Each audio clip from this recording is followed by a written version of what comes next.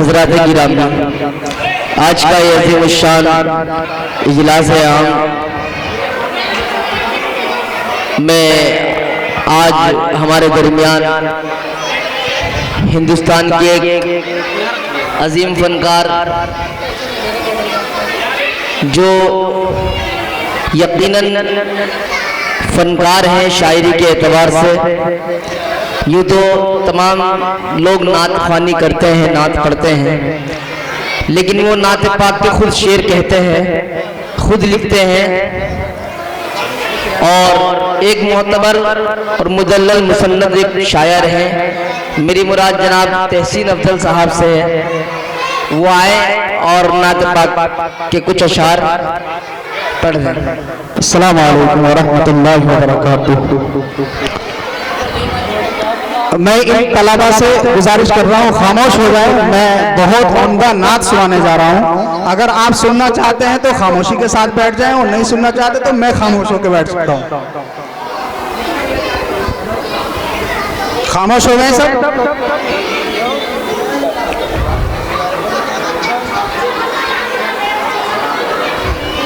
अरे इम्तियाज सुना। जन्नती गुलजार की बातें सुना, जन्नती गुलजार की बातें सुना,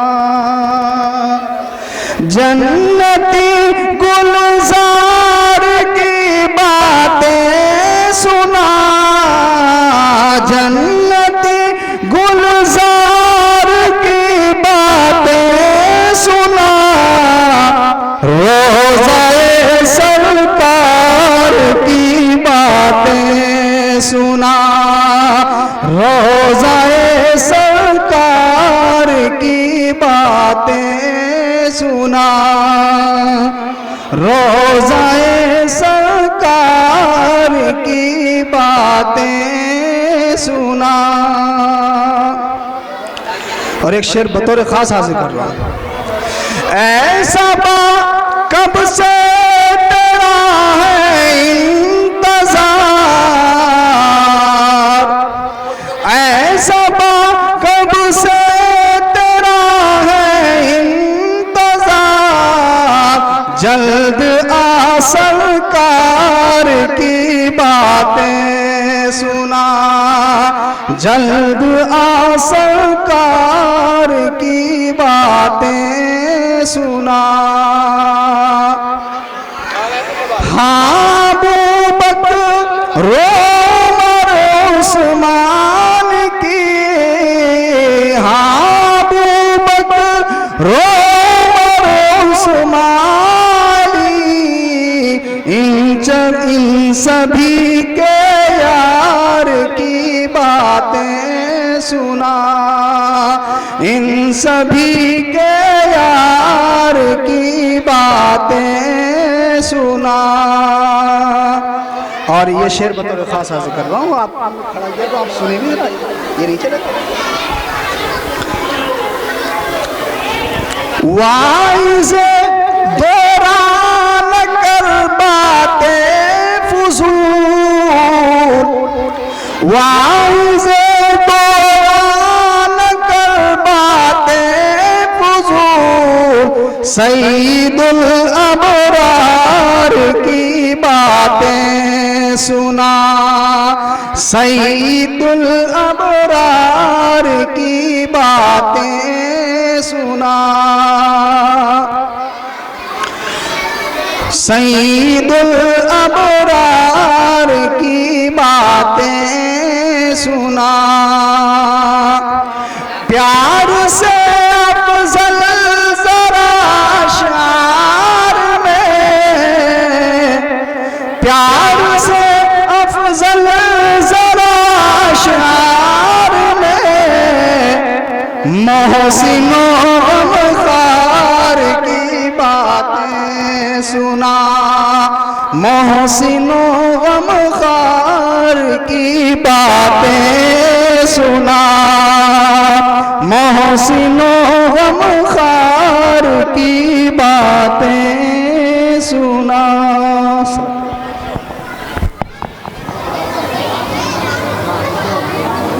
शौबतुम मिनल ईमान वक़ाल नबी सल्लल्लाहु अलैहि वसल्लम। मोहतरम बुज़ुर्गों, अजीज़ साथियों, स्टेज पर बैठे उलमाए किराम, सबसे पहली बात तो ये है कि मैंने एक बहुत मुख्तसर सा खुतबा पेश किया, लेकिन उसकी जामियत, उसमें जो सालिहियत महसूस होती है, अगर उसको हम अपने ऊपर लागू कर लें और इसको अपने अंदर समो लें, तो शायद हो सकता है कि हमारी नस्लें हमें कल जो गाली देने वाली हैं वो हमें दुआओं से नवाजें। मैं फिर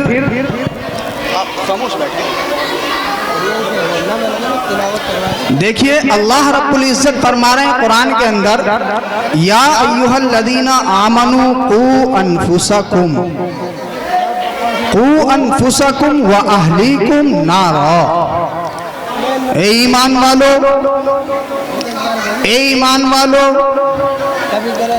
ए ईमान वालों, अगर अल्लाह चाहते या कुरान के अंदर यूं फरमाते, या अय्युहल्लज़ीना कफरू, या अय्युहल्लज़ीना इंसानो, तो नहीं, बिल्कुल बिआइनिही कुरान ने और अल्लाह ने सिर्फ और सिर्फ ईमान वालों को मुखातिब करके फरमाया, या अय्युहल्लज़ीना आमनू, ए ईमान वालों डरो, ए ईमान वालों बचाओ खुद को उस आग से और अपने अहलो अयाल को उस आग से जिस आग का ईंधन इंसान, जिन्नात, पत्थर, शजर, हजर सब उस आग का ईंधन है।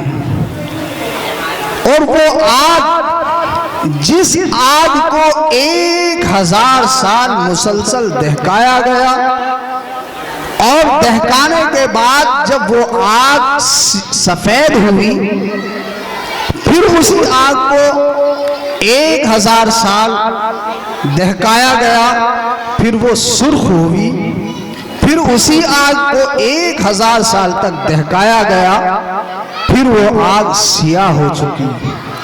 आज उस आग का रंग जो, मैं खुद अपना एक तजुर्बा पेश कर रहा हूं।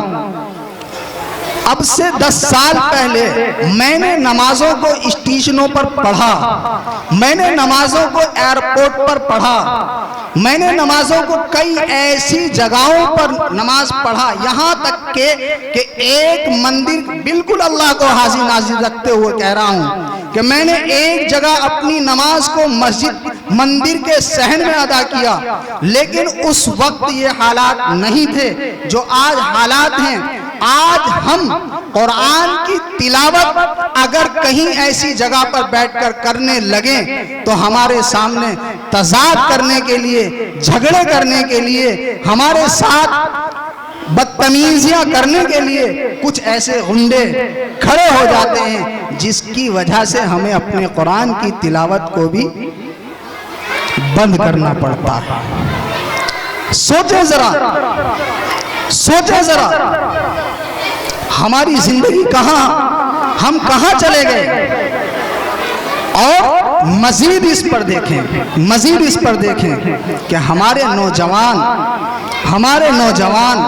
हमारी माएँ, हमारी बहनें, और इससे बढ़कर बात कह रहा हूं, इससे बढ़कर बात कह रहा हूं, हमारे बूढ़े जो दीन के दाई होना चाहिए थे, आज दीन पर गामजन होना चाहिए थे, आज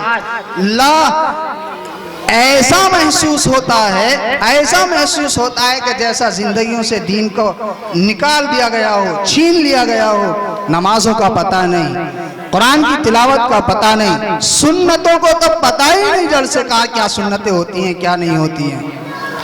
एक नौजवान को अभी इस मजमे में से खड़ा करूं और कहूं कि तुम नमाज़े जनाजा मुझे पूरी मुकम्मल सुना दें, मैं समझता हूं कि मुकम्मल नमाज़े जनाजा भी सुना नहीं सकते। ये हमारा हाल है, ये हमारा हाल है।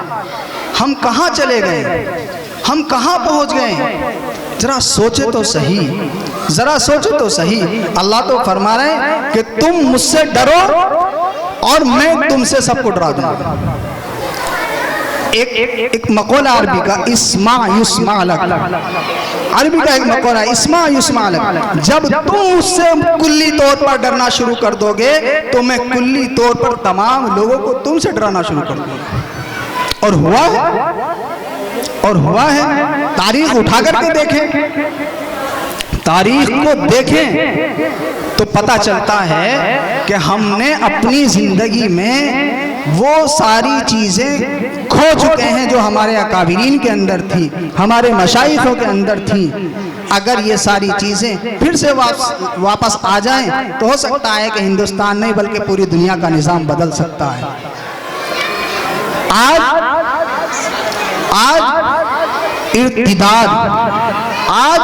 इर्तिदाद के नाम पर जो लहर चल रही है, जो लहर चल रही है, मैं अल्लाह की कसम खाकर कह सकता हूँ, मैं जब जब उन अखबारात की सुर्खियों को पढ़ता हूँ मेरी आंखों से आंसू जारी हो जाते हैं। जब मैं देखता हूँ कि हमारी नौजवान बच्ची, हमारी नौजवान बहन, हमारी नौजवान बेटी किसी गैर मुस्लिम के साथ में अपना मुंह काला करके अपने ईमान को भी छोड़ देती है और अपने ईमान से अलग हो जाती है। बताइए, अगर इसमें हमारी कमी नहीं है तो फिर और किसकी कमी, किसकी कमी है? बताएं किसकी कमी है? हमारी यकीनन हमारी कमी है। हमने अपने बच्चों के अंदर दीन को दाखिल नहीं किया, हमने अपने बच्चों के अंदर दीन को, हमने अपने बच्चों के अंदर वो तरबियत, वो माहौल अपने बच्चों को नहीं दिया जो हमें अपने बच्चों को माहौल देना था। मैं यकीनी तौर पर कह रहा हूं इस बात को। जिला बिजनौर का मुहासबा कीजिए। अभी चंद दिन पहले एक खबर पढ़ी और खबर में लिखा मेरा फलाना नाम है और मैं अपने वालिदैन से ये कहना चाहती हूँ कि मैंने ये शादी अपनी मनपसंद से की है। अगर कोई गैर मुस्लिम है तो क्या हुआ, मेरा अपना मेरी अपनी मर्जी है, मेरा अपना मामला है, मैंने उस निकाह को किया है। कोई मेरे पीछे आने की जरूरत न पेश करे, न हम पर कोई इल्जाम लगाने की कोशिश करे। बताइए, बताइए, अगर ये हालात हमारे सामने हैं तो फिर हमें कितना गौर, कितना फिक्र करने की जरूरत है, जरा सोचें।